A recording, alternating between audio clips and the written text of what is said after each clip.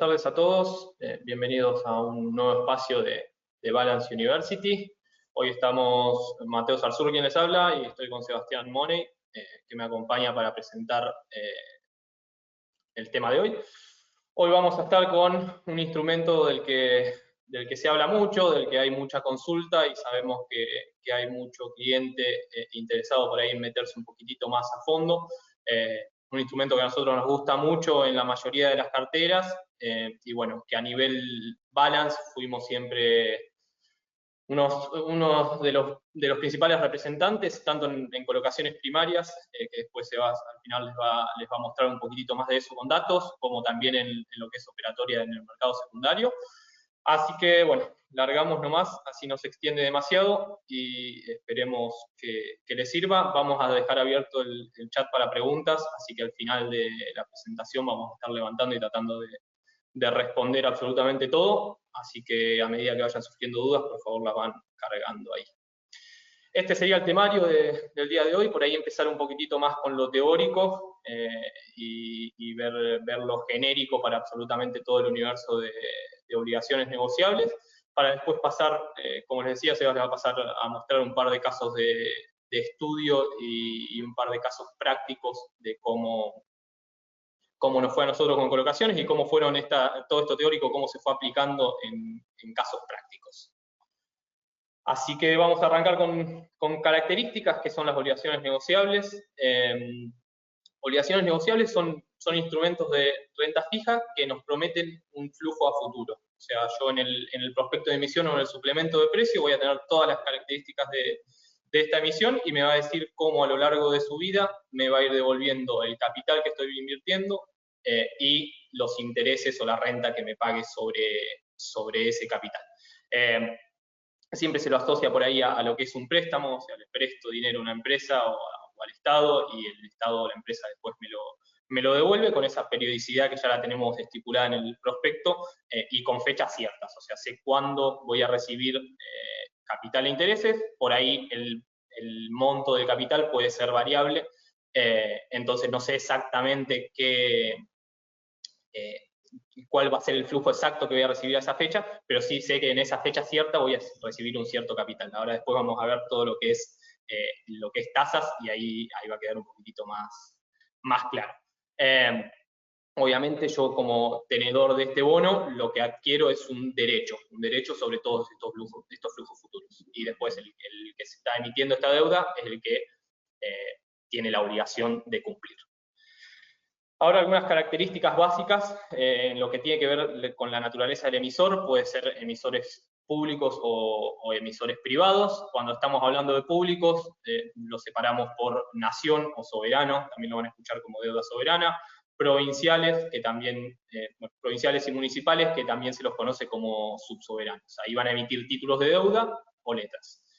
Cuando pasamos al universo privado, ahí estamos con empresas corporativas, empresas medianas o empresas pequeñas. Después, cuando vamos a ver el tema de plazos, ahí de acuerdo al vencimiento que tenga este papel o esta deuda que se emite, tenemos papeles de corto plazo, cuando tienen un vencimiento menor a un año vista, y largo plazo cuando el vencimiento excede a ese año. Después, pasando a lo que es amortización o cómo me va a devolver el capital, puede ser bullet, que por ahí es el que tenemos más a mano o el que la mayoría conocen, que me devuelve el 100% del capital al vencimiento. O sea, yo presto hoy y una vez que me paga la última cuota de interés, junto con esa última cuota de interés, me devuelve mi capital. O el capital puede ser amortizable.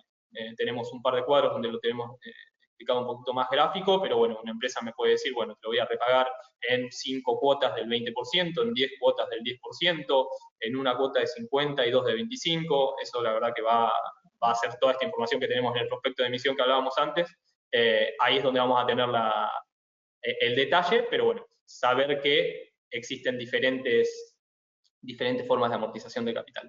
Y después lo que es la tasa de interés puede ser una tasa fija, entonces ahí me dicen es una emisión al 8% fijo, yo sé que sobre el capital que todavía no me devolvió la compañía, sobre ese capital voy a recibir un 8% anual, o puede ser una referencia, o sea, un índice de referencia variable más un componente fijo. Entonces, por ejemplo, el caso más común por ahí es el de emisiones BADLAR, la tasa de plazos fijos mayoristas.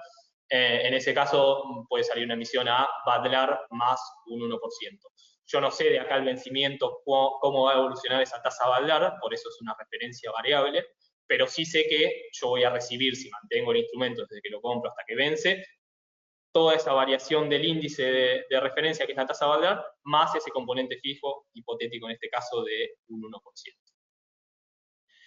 Ahora pasando a lo que es moneda de integración y pagos, en lo que es Argentina, las emisiones pueden ser en el mercado internacional o en el mercado local o doméstico. Cuando se emiten en el mercado internacional, generalmente son emisiones en dólares americanos, y en caso de tener que litigar, se lo hacen en los tribunales de Nueva York o de Londres, generalmente. Después, si la emisión es en el mercado doméstico, ahí tenemos varias combinaciones entre denominación del papel, moneda de integración y moneda de pago. Acá pusimos las principales, pero bueno, por ejemplo, la primera habla de pesos con integración en pesos y con pago en pesos. Eso puede ser una obligación negociable BADLAR. Dólar Link, o sea, las que están asociadas al tipo de cambio oficial o el A3500 del Banco Central. Yo integro pesos a tipo de cambio oficial de la fecha de integración o fecha en que liquida la licitación. Integro ese tipo de cambio y después se va ajustando para que me pague en pesos, dólares, al tipo de cambio de la fecha de pago. Después tenemos emisiones hard dólar, o sea, de dólar billetes, se podría decir, que pueden ser con pago en dólar MEP o dólar cable. Ahí hacemos la distinción. Ahora algo que está pasando mucho, sobre todo con lo que es esta normativa del Banco Central, que las empresas están por ahí, están canjeando su deuda para adecuarse a esta normativa. Muchas de ellas nos ofrecen como un beneficio el poder recibir el pago en dólar cable. Dólar MEP es el dólar local, o sea, el dólar que podemos sacar por ventanilla de banco local o que depositamos en un banco local y transferimos a nuestra comitente de balance, eso se acredita como dólar MEP. Y el dólar cable es el que se opera directamente en una plaza en el exterior. Entonces yo, por ejemplo, tengo dólares en una cuenta en Estados Unidos, si acredito esos dólares en mi comitente, me van a aparecer como dólares cable. Y esos dólares cable los puedo transferir de vuelta a una cuenta en el exterior. Generalmente ese dólar cable vale un poco más que el dólar MEP, así que es una distinción que está bueno tenerlo en cuenta, y también para alguien si está planeando tener flujos en el extranjero o tener flujos locales, por ahí darle ese valor extra a que sea el pago en dólar MEP o que sea el pago en dólar cable. La última que pusimos acá es de UVA, o sea, que está asociada a lo que es el índice de precio de la construcción, muy similar a lo que es el dólar link, o sea, tenemos un UVA inicial al momento de licitar y después se va a ir ajustando a la variación de ese índice UVA de referencia. Esto, de nuevo, tanto el dólar link como el UVA, como los SER, como lo BADLAR, todo esto puede ser el índice variable más o menos un porcentaje. O sea, podría haber una emisión en UVA menos 1%, por ejemplo. Entonces yo sé que si lo mantengo hasta el vencimiento voy a recibir todo ese componente de lo que se revalorizó la UVA, o sea, o ese índice que estoy tomando como referencia, menos un 1%, porque es la tasa que el mercado convalidó al momento de la licitación.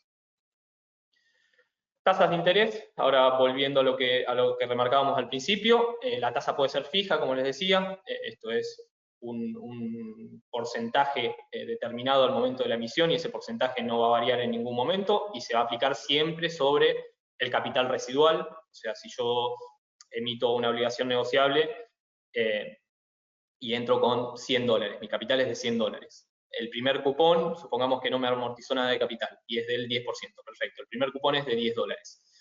Si al segundo año me amortiza un 20% de capital, o sea, yo de los $100 que puse al principio ya recuperé $20 por este 20% de amortización. Ese 10% de tasa fija que está estipulado para toda la vida de la obligación negociable se va a aplicar exclusivamente sobre el capital remanente. O sea, me van a pagar el 10% de $80 que puse. O sea, me van a pagar $8. Si sigue amortizando, cada vez me va a pagar menos, pero en proporciones exactamente lo mismo, porque el porcentaje fijo sobre el capital que mantengo invertido. Y después lo que tenemos en tasa variable es lo que decíamos, tener una tasa de referencia más o menos un margen aplicable. Ahí está el ejemplo de lo que es la tasa Badlar, que por ahí es una de las que mayoritariamente se usa en el mercado, que es la de plazo fijo mayorista, entonces salen a Badlar más cierto margen. De acuerdo a cómo se comporte la Badlar desde el momento de la emisión hasta el vencimiento, en base a eso va a ser el resultado que voy a tener, sumado al margen que se estipuló en la licitación. Bueno, acá un par de convenciones clásicas de lo que es pago de intereses y amortización de capital. Lo que es amortización de capital está en las barras rojas y lo que es interés en la barra azul. El primero de la izquierda, por ahí es el clásico, si hay muchos que invierten por ahí en lo que es obligaciones negociables en dólares. La mayoría son con este esquema, no son las únicas, hay con otro esquema de emisión, pero principalmente tenemos ese gráfico, o sea, interés fijo, una cuota fija, y después el capital me lo devuelve en bullet, que es el 100% al vencimiento con la última cuota. Después a la derecha tenemos interés decreciente, pero con amortización balloon. Esa amortización balloon se va incrementando con el tiempo. Podemos decir, no sé, al año te pago el 15%, a los 2 años te devuelvo el 25%, a los 3 te devuelvo el 30%, y así vemos cómo se va incrementando las barras rojas. Y el interés decreciente, o sea, el primer año te pago una tasa del 10, el segundo una del 8, el otro la del 6 y el otro la del 4. Abajo a la izquierda tenemos un caso similar al que explicaba recién, o sea, el interés decreciente también, pero con amortización constante. En este caso en 4 cuotas iguales, o sea, me paga el 25% de mi capital, me lo va amortizando a cada año. Y por último, lo que es interés cero o cero cupón, con amortización bullet. Eso por ahí lo pueden relacionar con lo que son letras a descuento. O sea, se emite una letra a 95 centavos y sé que al vencimiento me va a pagar 1.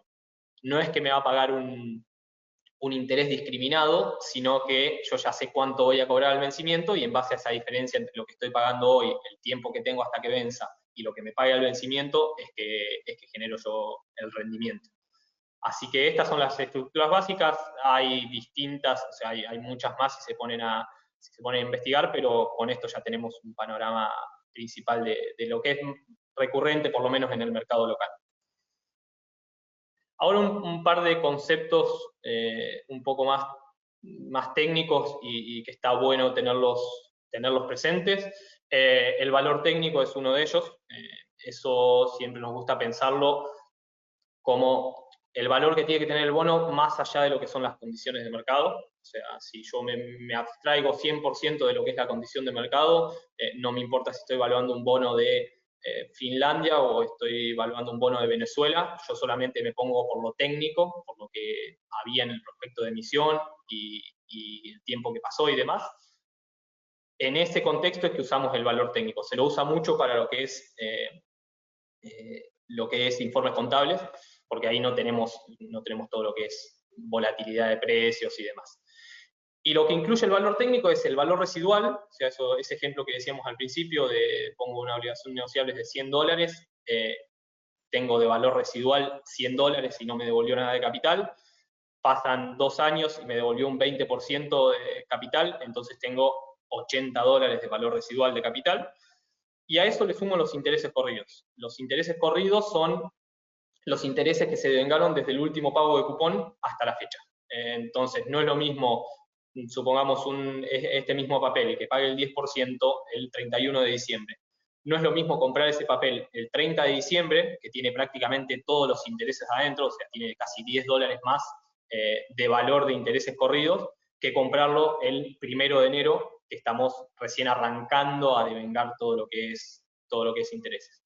Así que este valor técnico, es la suma entre ese valor residual de capital más los intereses corridos desde la última vez que pagó. De este término de valor técnico se desprende el término de paridad técnica, que ahí lo que me hace es comparar ahí sí ya venimos a un mundo real, no nos quedamos con ese Finlandia-Venezuela, sino que vamos realmente a lo que está pasando en el mercado y comparo ese valor técnico, o lo que teóricamente debería valer el bono de acuerdo a las condiciones en las que se emitió, lo comparo con el precio de mercado. Si cotizan exactamente lo mismo, o sea, es 105 su valor técnico y el valor de mercado es 105, entonces el papel está cotizando a la par. Si cotiza en el mercado más que ese valor técnico, o sea, me va a rendir menos, porque yo estoy pagando el 100% de capital, o sea, al inversor que se lo estoy comprando, si queremos pensarlo así, le estoy pagando el 100% de su capital, le estoy pagando el 100% de los intereses corridos que tiene hasta hoy, y encima le estoy dando una prima, por eso el valor de mercado es mayor que el valor técnico. Entonces ahí el bono está cotizando sobre la par. Ese que me cotice sobre la par y que yo le pague de más, significa a mí que me va a rendir menos que lo que tenía su estructura. Volviendo al caso de ese 100 con un cupón de 10%, si yo lo pago de más, a mí me va a rendir menos que el 10%. Por más que los cupones sigan siendo del 10%, como yo lo pagué en el mercado más que su valor técnico, cuando hago la cuenta para mi cartera, el resultado final va a ser menor. Y bueno, cotizando bajo la par o con descuento es al revés, si el valor de mercado está por debajo de ese valor técnico. Curvas de rendimiento, esto es algo que recibimos a diario en el daily de clientes de Balance. Acá lo que nos muestra es la relación entre tiro, rendimiento y duration entre bonos que sean medianamente comparables. Entonces ahí lo que puedo trazar es una curva con todo este universo segmentado de bonos, y ver en esa curva a ver qué decisiones puedo tomar. Ahí pusimos algunas de las que tomamos en base a este tipo de gráficos, pero bueno, se puede tomar más decisiones y se puede analizar muchísimo en base exclusivamente a este gráfico que ahora les voy a mostrar. Alguna de las herramientas que nos otorga es conformar nuevos portfolios, realizar arbitrajes. Ahí un arbitraje sería agarrar dos papeles que sean idénticos, entre comillas, uno rinde más que el otro, entonces vendo el que rinde menos y compro el que rinde más, porque en definitiva estaría tomando el mismo riesgo, pero con un rendimiento o un retorno por ese riesgo que estoy tomando mayor. Y después también lo que nos muestra es las perspectivas que tiene el mercado. Se habló mucho afuera también en lo que es tasas del Tesoro americano, mismo con la curva de soberanos local, de que esté la curva invertida, que o sea, los vencimientos más cortos o de menor duration estén rindiendo más que los vencimientos más largos. Bueno, se pueden sacar muchísimas conclusiones en base a lo que es curva de rendimientos, así que es un gráfico que le llega a diario y que está bueno que aunque sea lo miren cada tanto como para ver cómo está el mercado del subuniverso que estemos queriendo ver. Acá estamos presentando una tabla que esta es la que viene en el daily de lo que es subsoberanos, o sea, emisiones de Cava y provincias. Tenemos muchos de los conceptos de los que fuimos hablando, empezando por el ticker, quién lo emite, precio limpio y precio sucio, eso por ahí es mezclar un poco. A nosotros en lo que es el mercado local siempre se opera con precio sucio. Precio sucio significa precio más intereses corridos. O sea, dentro de ese precio estoy pagando también los intereses corridos. Afuera se opera precio limpio o clean, que excluye los intereses corridos en el precio. O sea, tengo un bono de 100 con $5 ya devengados. En Argentina local cotizaría a 105, afuera cotizaría a 100, pero igual cuando lo compro obviamente pago 100 más los 5. Es una cuestión de exposición exclusivamente, pero bueno, a no confundirse que nosotros siempre en el mercado local miramos lo que es el precio sucio o dirty. Vemos variaciones, vemos rendimientos, ahí vemos el spread entre los subsoberanos, o sea, cómo rinde el subsoberano contra el comparable soberano, interés corrido, hay cuánto tenemos de cupón devengado, la duration del bono, la paridad, que es lo que hablábamos antes, o sea, el precio contra el valor técnico. Próximo pago, o sea, cuándo voy a recibir algún flujo por este bono, ahí en el próximo pago lo podemos ver, vencimiento cuando expira, cuando termina, amortización, cómo va a ir pagando el capital, El cupón, o sea, algo que por ahí confunde mucho es decir, bueno, compro un bono que me rinde el 10%, pero el cupón es del 8%.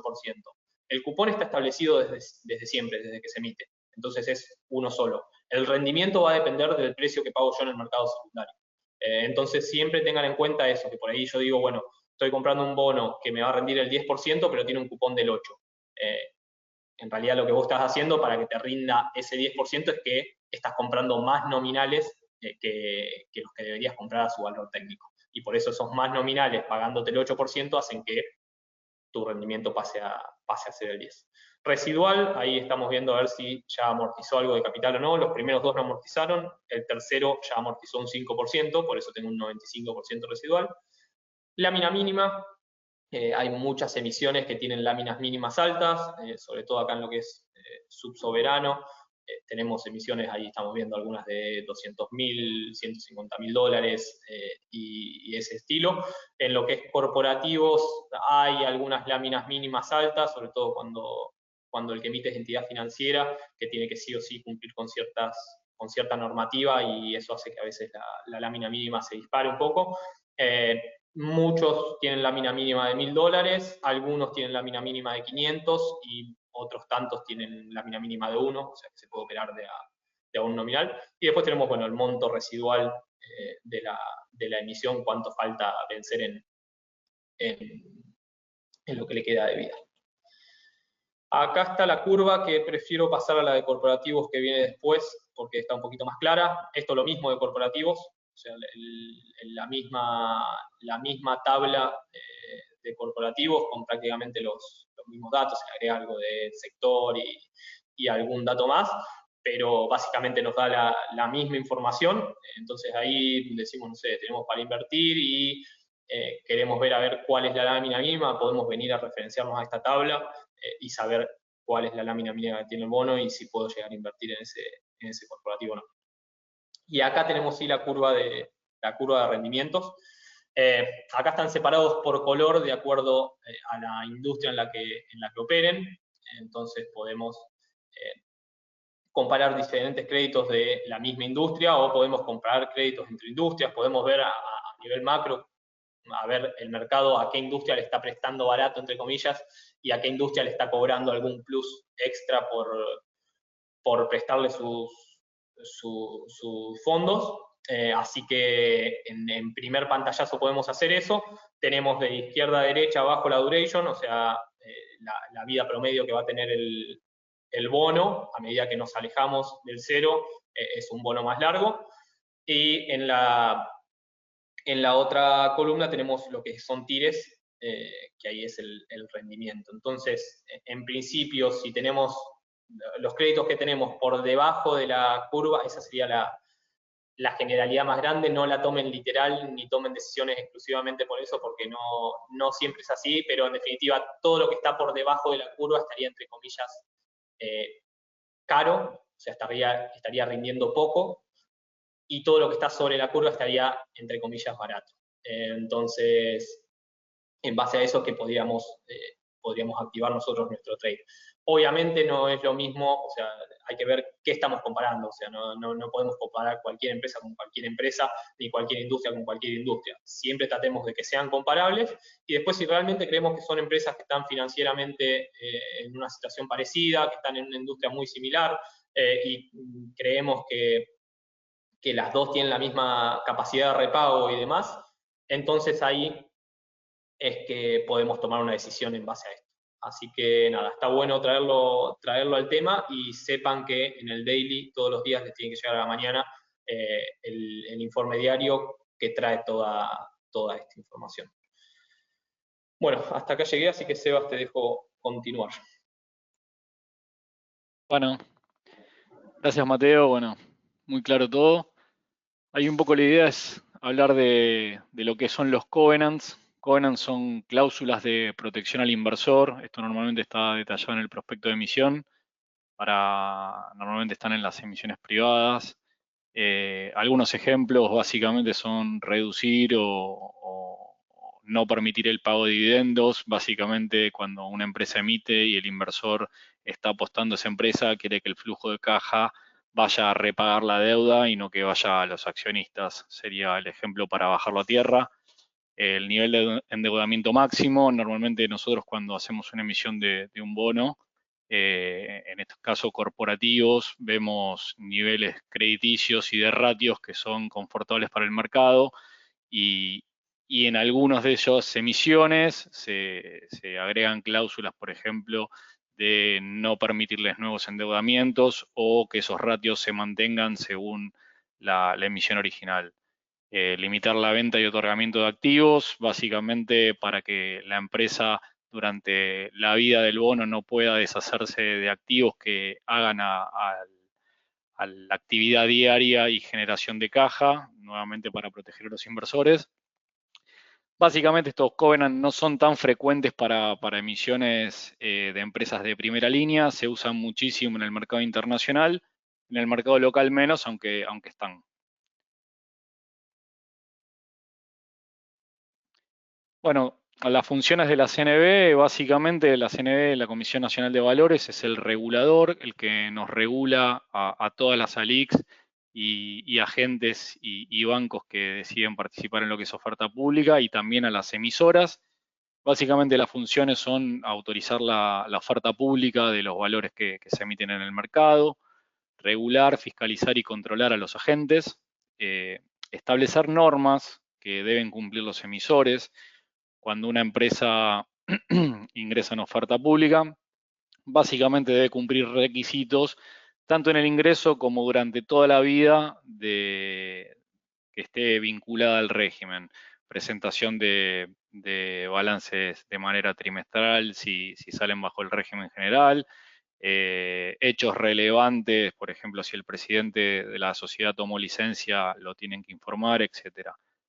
Obviamente aprobar los reglamentos de mercados e instrumentos de inversión. Cuando nosotros emitimos un bono en lo que es emisión primaria, hay todo un proceso privado en donde, digamos, se va creando y se va produciendo esa información que luego ustedes como inversores reciben al momento de la emisión, que es el prospecto de programa, suplemento de precio, en donde básicamente se detalla específicamente todo lo que son los datos de la empresa y de los términos y condiciones que estamos lanzando al mercado, así como también el aviso de suscripción y órdenes de compra. También se agrega la calificación de riesgo. Bueno, todo ese paquete de documentos son los que reciben los inversores al momento de definir o querer ingresar en lo que es emisión primaria. Por supuesto que en lo que es emisión secundaria, cuando ustedes compran un bono, toda esa información es pública y está colgada en la Comisión Nacional de Valores y se pueden hacer de esa documentación sin problema. Supervisa también todo lo que es publicidad y propaganda de los emisores y agentes, específicamente para lo que es el cuidado de los inversores y, bueno, asesorar obviamente en materia de mercado de capitales.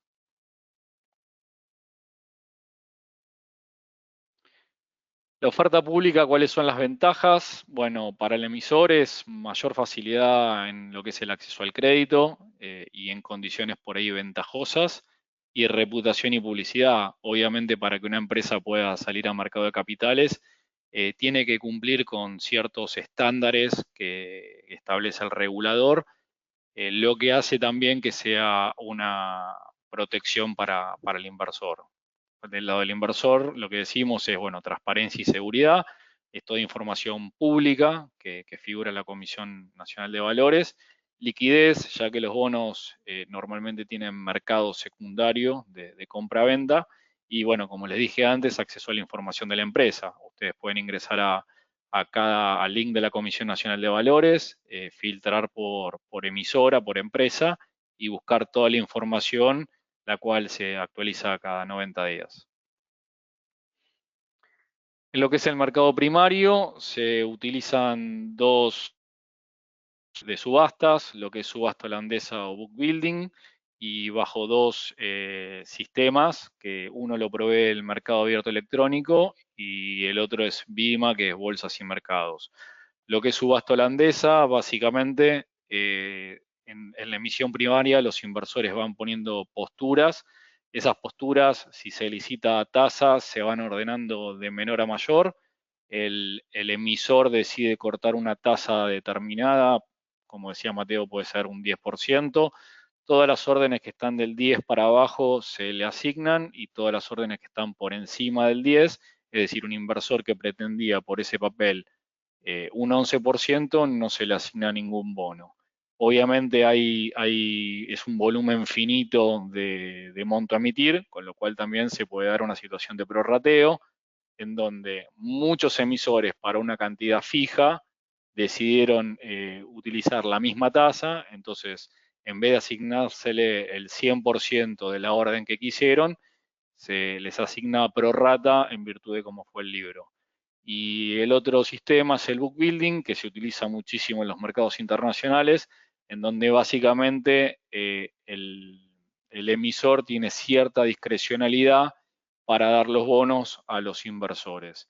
Les diría que en un 98% las emisiones primarias en Argentina son con subasta holandesa y en lo que es mercado internacional es con book building.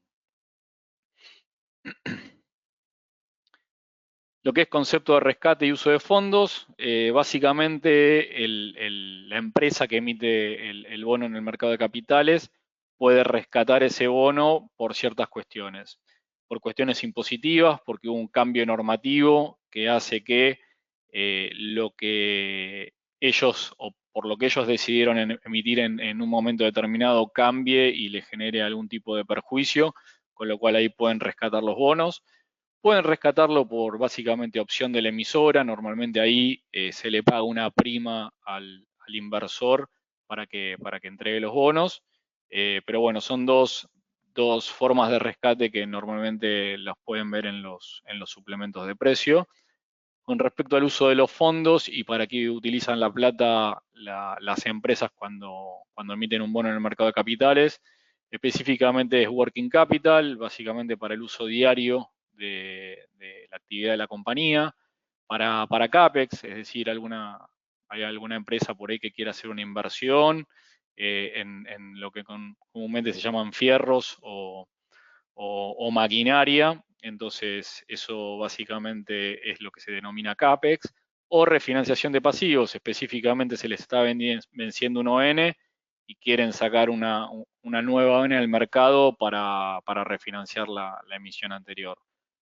Los tres ítems están básicamente regulados por el artículo 36 de la Comisión Nacional de Valores. Yendo a lo que son casos de estudio, básicamente lo que tenemos acá son ejemplos de emisiones en las que ha participado Balance como colocador y en algunas como organizador. Acá el ejemplo básicamente es de Plaza Logística, es una empresa que se dedica a hacer parques logísticos, provee servicios a empresas de reconocido, digamos, renombre en el mercado local. En esta oportunidad fue una emisión en UVA. El UVA, recuerden que está atado a la inflación, es un índice que correlaciona y da protección a los inversores contra la inflación. En esta oportunidad tuvieron ofertas por 84 millones de UVA. Voy a hablar de números redondos para hacerlo más fácil, que es un equivalente a 5.700 millones de pesos. Ellos terminaron emitiendo 26 millones de UVA, con un equivalente en pesos en 1.800 millones, con lo cual tuvieron una sobreoferta de casi 3.5 veces. La tasa de interés en ese momento fue de 2,48. Básicamente este bono te paga inflación más un 2,48. La amortización, como comentaba Mateo, en términos técnicos es bullet, se paga en una única cuota del vencimiento y el pago de interés es trimestral. La calificación de riesgo de este bono fue A+, de FIX. Es un bono que fue sostenible, básicamente que es verde y social, y tuvo una duration de 3,36 meses. Ahí ven el factor de prorrateo del 35%. Esto tiene que ver claramente con la sobredemanda que tuvo este bono. De cada 100 nominales que ustedes pusieron como oferta, les asignan 35. Y bueno, el valor de UVA inicial, que es un poco lo que les comentaba Mateo antes, es 67,73. Estos son básicamente, si ustedes ponían una UVA como oferta, tenían que integrar al momento de integración de este bono 67,73 pesos. No sé, Mateo, si querés pasar al otro. Gracias. San Miguel es una de las empresas principales agroexportadoras argentinas. Es uno de los primeros productores y exportadores mundiales de limón. Es una empresa que está ubicada en Tucumán. En esta oportunidad nosotros hicimos una emisión Dollar Link. Básicamente son dólares que se suscriben al tipo de cambio inicial de ese momento y la compañía te va a pagar los dólares al tipo de cambio del pago de la cuota. Acá, bueno, se hicieron dos clases, la clase A, que tuvieron ofertas por 67 millones de dólares y se emitieron 15 millones, y la clase B, que tuvieron ofertas por 48 millones de dólares y se emitieron 45 millones. Los vencimientos eran febrero del 22, o sea, fue un bono a un año, por eso tanta demanda para el tramo A, y vencimiento del 24, fue un bono a 36 meses para la clase B. Cuando ustedes ven la tasa de interés, la tasa fija para el bono A fue cero, básicamente no paga interés, y para lo que es la de 36 meses fue un 5%. Ustedes se preguntarán, bueno, ¿cuál es el sentido de prestarle plata a una empresa y que pague tasa cero? Bueno, como estos bonos lo que te dan es cobertura de devaluación, específicamente lo que estás haciendo en la clase A es dándole fondos a una empresa que te va a asegurar que vas a tener cubierta la devaluación que pueda darse en ese plazo determinado. En un plazo más largo, y como Argentina tiene ciertas condiciones macroeconómicas cambiantes, pedís un poco más de tasa, en esta oportunidad fue 4,99. El pago de interés fue trimestral y la amortización bullet, que es una única cuota del vencimiento. Como se licitaron tasas en ambas clases, el precio de emisión es 100%. La calificación de riesgo nuevamente es muy buena, A2 de fix, corto plazo, y A para la de largo plazo. La duration en años fue 1, porque no hay relación con la tasa de interés en el cálculo, y 2,80 para lo que es la clase B. El factor de prorrateo nuevamente muy bajo, de cada 100 nominales que ustedes ponían como postura, les asignaban 23, y para lo que es la clase B les entregaban 92 bonos. El tipo de cambio inicial es 88,45, quiere decir que ustedes tuvieron que integrar por cada dólar de postura 88 pesos. Como ustedes saben, hoy el dólar está casi en niveles de 100. Oficial, ¿no? 3.500.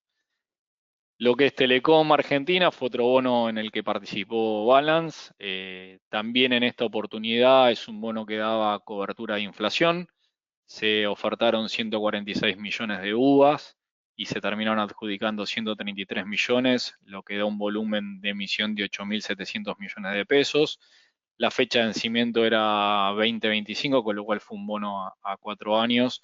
Realmente el día que predicíamos este bono, la tasa de interés cortó al 4%, y como fue en enero del 21, ese mismo día se informó la inflación de enero y también fue 4, con lo cual nuevamente son bonos que te dan cobertura y tranquilidad ante escenarios macroeconómicos, ya sean de índole devaluatorio o inflacionario. Pago de interés trimestral, amortización bullet nuevamente, como ustedes ven, ya vimos 3 casos y en los 3 se repite el pago de interés trimestral y la amortización bullet. Precio nuevamente 100 porque se licitó cupón. La calificación de riesgo era una AA más. Y bueno, el valor de UVA inicial en ese momento era 65,17, hoy está en niveles de 72 aproximadamente. Todos estos bonos que les comenté recién fueron ley argentina. Hablando de lo que son deuda subsoberana, tenemos el ejemplo de la Cava. La Cava, bueno, es un cliente de Balance, en el cual nosotros emitimos bonos a ellos. En esta oportunidad fue la clase 22. Tuvieron un volumen ofertado de 15.000 millones de pesos y se les adjudicó 13.000 millones. Básicamente lo que fue una reapertura de la clase 22, que da un monto total en circulación de 22.000 millones de pesos. En esta oportunidad lo que se hizo fue licitar precio. Ahí el precio, si ustedes ven, fue 100,38. Básicamente el emisor pagó un poquito más para darle un beneficio a los inversores y que se sientan atraídos por el bono. El margen de la emisión original era 3.25 y por el efecto precio que les comentó Mateo previamente en la charla técnica, el margen para los inversores estuvo en 3,5%. Este bono, si bien fue local, tenía algo que se llama, digamos, código Euroclear, que básicamente es que inversores internacionales pueden suscribir el mismo.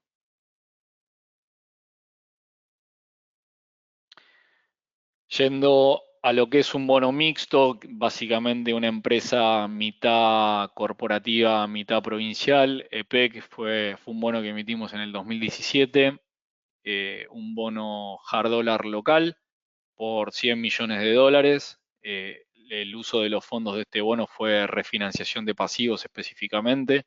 Tuvimos ofertas por 138 millones de dólares, bueno, y el monto de emisión eran 100 millones.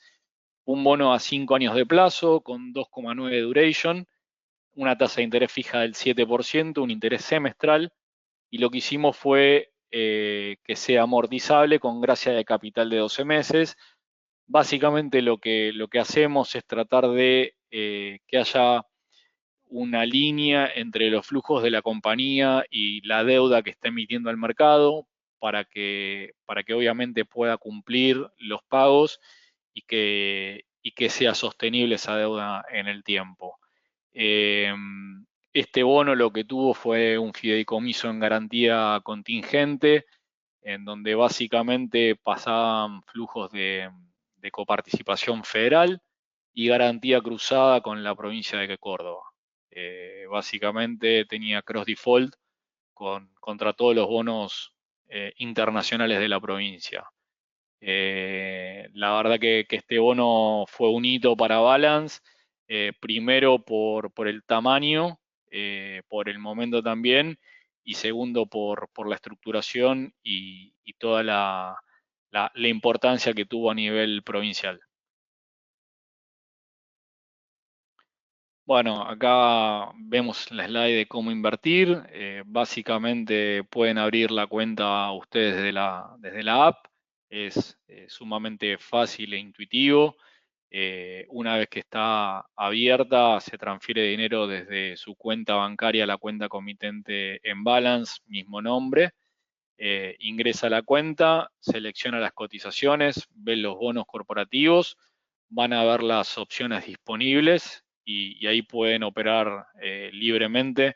Tenemos una de las plataformas más dinámicas y transparentes del mercado, con lo cual realmente se hace muy fácil poder operar cualquier instrumento vía nuestra plataforma. ¿Por qué operar con Balance? Básicamente somos especialistas en valor, nos dedicamos a esto y somos buenos haciendo esto. Estamos centrados 100% en el cliente y en lo que es la educación financiera. Queremos que ustedes sean cada vez mejores en lo que es el conocimiento financiero y se vuelvan más sofisticados en lo que es inversión. Eh, por eso damos este tipo de cursos, como otros vía Balance University.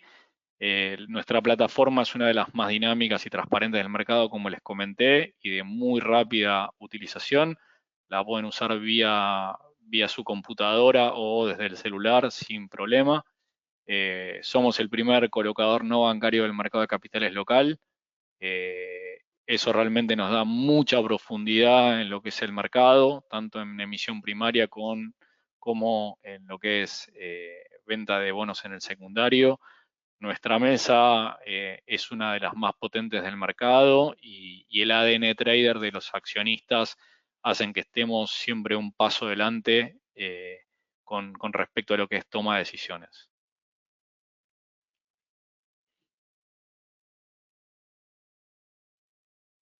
Bueno, impecable, Sebas. Ahí estaba empezando a levantar. Tenemos varias preguntas, así que Dale. nada, la idea es por lo menos arrancar con algunas. Primera que veo acá, podés aclarar las letras O, D, C que van al final de cada ON. Eso en realidad es en la moneda en la que estás comprando o vendiendo, depende de la postura que estés tomando. Pero generalmente cuando tenés, por ejemplo, no sé, una obligación negociable de IRSA, IRC9O, IRC9D, IRC9C. Las tres son la misma, o sea, vos estás comprando el mismo subyacente que te va a pagar exactamente el mismo flujo y en la misma moneda. Lo que cambia es en la moneda que vos lo estás comprando o vendiendo. Si vos comprás la O, tenés que pagarla en pesos. Si vos comprás la D, tenés que pagarla en dólar MEP, que es ese dólar local que les hablé al principio.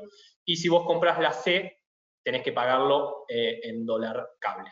Si es en la venta, al revés. Pero no se confundan la moneda en que compran o venden, ya sea bonos, ONs, soberanos, subsoberanos o lo que sea, con lo que es el flujo de, esto vinculado porque había una pregunta después que venía a lo mismo. El flujo que me va a generar la obligación negociable depende de lo que dice el prospecto de emisión. O sea, si es una obligación negociable hard dólar, que me va a pagar dólar billete, por más que yo la compre en pesos, a medida que me pague esos cupones, me va a pagar en dólar billete. O sea, me va a acreditar dólares MEP en mi comitente. Así que ahí la idea es no mezclarlo.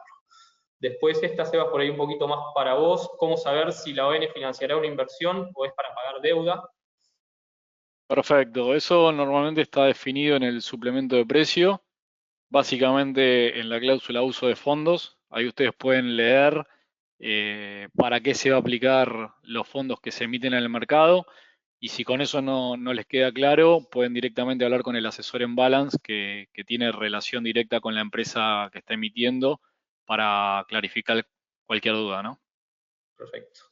Después, ¿cuáles son las razones que explican las cotizaciones sobre la par y bajo la par? Esa si querés la tomo, Sebas. Eso es una cuestión de la situación de mercado. O sea, esto es, una vez que se emite, el bono empieza a cotizar y es 100% oferta y demanda. O sea, si el mercado está dispuesto a pagar más que lo que estaba dispuesto en su momento cuando se emitió, o sea, pensemos una empresa X, en su momento cuando se emitió, yo estaba dispuesto a prestarle dinero a esa empresa X a cambio de una tasa del 10%. Perfecto. Pasan 2 años, vuelvo a ver esa empresa X y digo, yo a esa empresa, ¿a qué tasa estoy dispuesto a prestárselo? Se lo estoy dispuesto a prestar al 8%. Entonces, ahí el bono está cotizando sobre la par. O sea, el mercado hoy le está exigiendo menor tasa que la que le exigía al momento de la emisión. Pero es 100% condición de mercado, lo que está dispuesto a pagar alguien y al precio que está dispuesto a vender. Siempre que hay alguien comprando es porque del otro lado hay alguien dispuesto a vender en ese precio. Y bueno, ese equilibrio lo lleva la oferta y la demanda. Estas cláusulas de covenant es una exigencia del colocador o de las calificadoras o de la CNB. O sea, Sebas, por ahí si lo querés tomar. No, en realidad no es una exigencia. Normalmente, según el carácter del emisor, nosotros como estructuradores de los bonos tratamos de siempre proteger a los inversores. En algunos casos es necesario incluir este tipo de cláusulas. Si hay una empresa que está muy apalancada quiere decir que está muy endeudada, lo que hacemos es incluir ciertas cláusulas de protección que son estas que les comentábamos antes. Normalmente no aparecen tanto en el mercado doméstico, sino que aparecen en el mercado internacional, producto de los volúmenes que se emitan. Un bono acá como grande está entre 100, 150 millones de dólares y un bono en el mercado americano, digamos, se lanzan a partir de los 300, 350 millones de dólares. Tiene que ver con eso nada más. Perfecto, perfecto. Si siguen lloviendo, la verdad que estamos justos de tiempo, voy a leer la última, pero cualquier cosa le pueden mandar a su asesor y el asesor nos las hace llegar a cualquiera de nosotros dos y con gusto se la evacuamos. ¿A qué se le llama time value de los bonos? Bueno, eso es el valor tiempo. Todos sabemos, y más en Argentina y más en pesos, que no es lo mismo que yo te prometa pagarte pesos hoy a que yo te prometa pagarte la misma cantidad de pesos dentro de un año.